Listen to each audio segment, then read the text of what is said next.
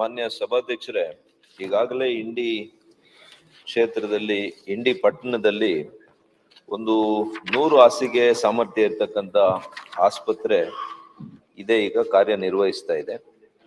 ಇದರಲ್ಲೇನೆ ಈಗ ಪ್ರಸ್ತುತ ಗರ್ಭಿಣಿ ಆರೈಕೆ ಆಗ್ಲಿ, ಪ್ರಸೂತಿ ಆರೈಕೆ ಆಗ್ಲಿ, ನವಜಾತ ಶಿಶು, ಮಕ್ಕಳ ಆರೈಕೆ, ಈ ಎಲ್ಲ ವಿಭಾಗಗಳು, ಮಕ್ಕಳಿಗೆ ಸಂಬಂಧಿಸಿರುವಂತ ಸೇವೆಗಳೆಲ್ಲ ಕೂಡ ಲಭ್ಯ ಇದೆ. ಆದ್ರೆ ತಮಗೆ ತಿಳಿದಿರೋ ಹಾಗೆ ಕೇಂದ್ರ ಸರ್ಕಾರದ ನೀತಿ ಏನಿದೆ, ಹೊಸ ತಾಯಿ ಮತ್ತು ಮಗುವಿನ ಆಸ್ಪತ್ರೆ ಆಗ್ಬೇಕು ಅಂತಂದ್ರೆ ಒಂದು ತಾಲೂಕಿನಲ್ಲಿ ಕೆಲವು ನಿಯಮಗಳಿದೆ.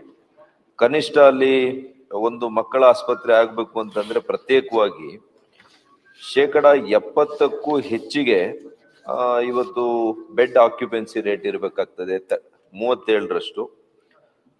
ಮತ್ತು ಈಗಾಗಲೇ ಹೆರಿಗೆ ಸೌಲಭ್ಯಗಳು ಕೂಡ ಇರಬೇಕಾಗ್ತದೆ. ಈಗಾಗಲೇ ನಮಗೆ ಕೆಲವು ಬಾರಿ ಮಾನ್ಯ ಶಾಸಕರು, ಆ ಭಾಗದ ಶಾಸಕರು ನನಗೆ ಪತ್ರವನ್ನ ಕೂಡ ಕೊಟ್ಟಿದ್ದಾರೆ.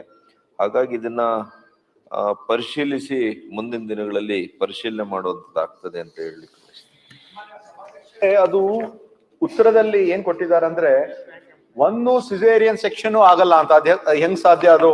ಇವಾಗ ಆಸ್ಪತ್ರೆಯಲ್ಲಿ ಬಹುಶಃ ರಿಪೋರ್ಟ್ ಸರಿ ಇಲ್ಲ, ಮತ್ತೆ ಇನ್ನೊಂದು ಇಲ್ಲ ಕಾರಣ ಅಲ್ಲಿ ನಮ್ಮ ಗೈನಕಾಲಜಿಸ್ಟು ಅಲ್ಲಿ ಇಲ್ಲ.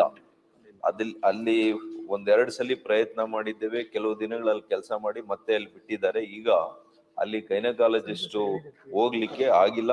ಇನ್ನು ನಾವು ಸತತ ಪ್ರಯತ್ನ ಮಾಡಿ ಅಲ್ಲಿ ಪೋಸ್ಟ್ ಮಾಡುವಂತದ್ದು ಆಗ್ತದೆ. ಆ ಕಾರಣಕ್ಕೆ ಸಿಸೇರಿಯನ್ ಆಗಿಲ್ಲ, ಬಿಟ್ರೆ ಆಗೋದಿಲ್ಲ ಅಂತೇನಿಲ್ಲ, ಆಗುತ್ತೆ. ಅಲ್ಲಿ ಗೈನಕಾಲಜಿಸ್ಟ್ ಇರೋದ್ರಿಂದ ಅಲ್ಲಿ ಸ್ವಲ್ಪ ತೊಂದರೆ. ಸಭಾಧ್ಯಕ್ಷರೇ, ಈಗ ನಾನು ಒಬ್ಬ ಶಾಸಕನಾಗಕ್ಕಿಂತ ಮೊದಲು ಒಬ್ಬ ವೈದ್ಯನಾಗಿದ್ದೀನಿ. ಮದರ್ ಅಂಡ್ ಚೈಲ್ಡ್ ಆಸ್ಪತ್ರೆ ಪ್ರತಿಯೊಂದು ತಾಲೂಕಿನಲ್ಲಿ ಆಗ್ತಕ್ಕಂತ ಬಹಳ ಅವಶ್ಯಕತೆ ಇದೆ. ಇವತ್ತು ಎಲ್ಲಾ ತಾಲೂಕ್ ಮಟ್ಟದಲ್ಲಿ ಬಹುಶಃ ನಂಗೆ ತಿಳಿದಿರುವಂತೆ ಒಂದು 100 ಬೆಡ್ ಹಾಸ್ಪಿಟಲ್ಗಳಿವೆ. ಅದ್ರ ಜೊತೆಯಾಗಿ ಮದರ್ ಅಂಡ್ ಚೈಲ್ಡ್ ಹಾಸ್ಪಿಟ್ಲು, ಅದು ಯಾರಾದ್ರೆ ಯಾವ ಸರ್ಕಾರ ಕೂಡ ಇರಲಿ, ನಾವು ನಮ್ಮ ಕಲ್ಯಾಣ ಕರ್ನಾಟಕ ಭಾಗದಲ್ಲಿ, ಯಾಕಂದ್ರೆ ನಮ್ಮ ಕಲ್ಯಾಣ ಕರ್ನಾಟಕ ಭಾಗದಲ್ಲಿ ಸುಮಾರು 41 ಕ್ಷೇತ್ರದಲ್ಲಿ ಅತ್ಯಂತ ಹಿಂದುಳಿದ ತಾಲೂಕುಗಳಂದ್ರೂ ಸುಮಾರು ಒಂದು 20ರಿಂದ 21 ತಾಲೂಕುಗಳಿವೆ. ಎಲ್ಲಾ ಕಡೆ ಮದರ್ ಅಂಡ್ ಚೈಲ್ಡ್ ಆಸ್ಪತ್ರೆ ನಾವು ಮಾಡ್ತೀವಂತ ನಮ್ಮ ಪ್ರಣಾಳಿಕತೆಯಲ್ಲೂ ಕೂಡ ನಾವು ಕೊಟ್ಟಿದ್ದೀವಿ. ತಾವು ಕೂಡ ಎಷ್ಟು ಆಗ್ತದೆ ಅಷ್ಟು ನಾವು ಮಾಡಿದ್ರೆ ಇಡೀ ಭಾಗದಲ್ಲಿ ಬಹಳಷ್ಟು ಅನುಕೂಲ ಆಗ್ತದೆ. ತಮ್ಮ ಮುಖಾಂತರ ವಿನಂತಿ ಮಾಡ್ತೇನೆ. ಸರ್ಕಾರ ಬಂದ್ಮೇಲೆ ತಮಗೆ ಗೊತ್ತಿದೆ, ತಮ್ಮ ಕ್ಷೇತ್ರನೂ ಸೇರಿಸ್ಕೊಂಡು ಎಲ್ಲ ಕೂಡ ನಾವು ಮಾಡ್ತಾ ಇದ್ದೀವಿ. ಅನೇಕ ಕಡೆ ಅದರಲ್ಲಿ ಕೂಡ ಆಸ್ಪಿರೇಷನಲ್ ತಾಲೂಕ್ಸ್ ಅನ್ನ ನಾವು ಮಾಡಿದ್ದೇವೆ. ಆಸ್ಪಿರೇಷನಲ್ ತಾಲೂಕ್ಸ್ ಅಲ್ಲಿ ಅಂದ್ರೆ ಒಂದೇನು ಅಂದ್ರೆ ಕೇಂದ್ರ ಸರ್ಕಾರದ ನಿಯಮವನ್ನ ನಾವು ದಾಟಿ ಮಾಡೋ ಹಾಗೆ ಇಲ್ಲ. ಯಾಕೆಂದ್ರೆ ಅದು ಕೇಂದ್ರ ಸರ್ಕಾರದಿಂದ ಕೂಡ ಅನುದಾನ ಬರೋದ್ರಿಂದ ಈ ಮಿನಿಮಮ್ ಏನಾಗ್ತದೆ, 70% ಔಟ್ ಆಫ್ 100 ಬೆಡ್ಸು ಇವತ್ತು ಹೆರಿಗೆ ಪ್ರಕರಣಗಳು ಕಳೆದ 3 ವರ್ಷಗಳಲ್ಲಿ ಭರ್ತಿಯಾಗಿದ್ರೆ ಅವರು ಒಂದು ಹೊಸ ಆಸ್ಪತ್ರೆಯನ್ನ ಮಂಜೂರು ಮಾಡುವಂತದ್ದು ನಿಯಮ ಇದೆ.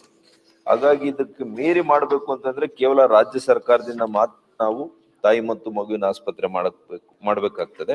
ಆದ್ರೂ ಕೂಡ ಉತ್ತರ ಕರ್ನಾಟಕದಲ್ಲಿ ಆಸ್ಪಿರೇಷನಲ್ ತಾಲೂಕ್ಸ್ ಅಲ್ಲಿ ಇನ್ನೂ ಕೂಡ ಹೆಚ್ಚು ಮಾಡ್ಲಿಕ್ಕೆ ನಾವು ಕೂಡ ಈ ಬಾರಿ ಕೇಂದ್ರ ಸರ್ಕಾರಕ್ಕೆ ಪ್ರಸ್ತಾವನೆಯನ್ನ ಕಳಿಸ್ಕೊಡ್ತೀವಿ. ಓಕೆ, ಇನ್ನು ಪ್ರಿಯಾಂಕ್. ಮಾನ್ಯ ಸಚಿವರು ಗೈನಕಾಲಜಿಸ್ಟ್ ಇಲ್ಲ ಅಂತ ಅವ್ರು ಹೇಳಿದ್ರು. ಪ್ರಾಬ್ಲಮ್ ಏನಾಗ್ತಾ ಇದೆ ಅಧ್ಯಕ್ಷರೇ, ಅವರಿಗೆ ಅಪಾಯಿಂಟ್ಮೆಂಟ್ ಆದ್ರೂ ಕೂಡ ಎಲ್ಲರೂ ನಗರಕ್ಕೆ ಬಂದು ಇರ್ಬೇಕು ಅಂತ ಇದಾರೆ. ಅದು ಸಿಕ್ಕಾಪಟ್ಟೆ ಪ್ರಾಬ್ಲಮ್ ಆಗ್ತಾ ಇದೆ ಅಪಾಯಿಂಟ್ಮೆಂಟ್ ಆದ್ರೂ ಕೂಡ. ಈಗ ಉದಾಹರಣೆ ಆಸ್ಪಿರೇಷನಲ್ ತಾಲೂಕ್ಸ್ ಅಂತಾನು ತಾವು ಹೇಳಿದ್ರಿ, ಆಸ್ಪಿರೇಷನಲ್ ಡಿಸ್ಟ್ರಿಕ್ಟ್ಸ್ ಅಂತಾನು ಕೇಂದ್ರ ಮಾಡ್ಕೊಂಡಿದ್ದಾರೆ. ಈಗ ನಮ್ಮ ಚಿತ್ತಾಪುರ ತಾಲೂಕಿನಲ್ಲೇ ಸರ್ 44 ಸಿಬ್ಬಂದಿಗಳು ಯಾರು ಅಪಾಯಿಂಟ್ ಆಗಿದ್ದಾರೆ, ಬೇರೆ ಬೇರೆ ಕಡೆ ಡೆಪ್ಯುಟೇಷನ್ ಆಗಿದೆ. ಲಾಸ್ಟ್ ಟೈಮ್ ಸಚಿವರಿಗೆ ಗಮನಕ್ಕೆ ತಂದಾಗ ಅವರು ಒಂದ್ ಖಡಕ್ ಆಗಿ ವಾರ್ನಿಂಗ್ ಇಶ್ಯೂ ಮಾಡಿದ್ರು. ಆದ್ರೆ ಬಂದಿರೋದು ನನ್ನ ಪ್ರಕಾರ ಬರೀ 8-10 ಜನ ಬಂದಿರ್ಬೋದು. ಸೊ ಎಲ್ಲಿ ತನಕ ನಾವು ಇದ್ರ ಬಗ್ಗೆ ಕ್ರ್ಯಾಕ್ ಡೌನ್ ಮಾಡೋದಿಲ್ಲ, ಎಲ್ಲಿ ಅವ್ರು ಅಪಾಯಿಂಟ್ ಆಗಿದ್ದಾರೆ ಅಲ್ಲೇ ಹೋಗಿ ಕೆಲಸ ಮಾಡ್ಬೇಕು ಅಂತ ನೀವು ಸ್ವಲ್ಪ ಕಠಿಣವಾದಂತ ಕ್ರಮ ತಗೊಂಡಿಲ್ಲ ಅಂದ್ರೆ ನಮ್ಮ ಹಿಂದುಳಿದ ತಾಲೂಕುಗಳು ಅತ್ಯಂತ ಹಿಂದುಳಿದಾಗೆ ಉಳಿದೋಗುತ್ತೆ ಅಧ್ಯಕ್ಷರೇ.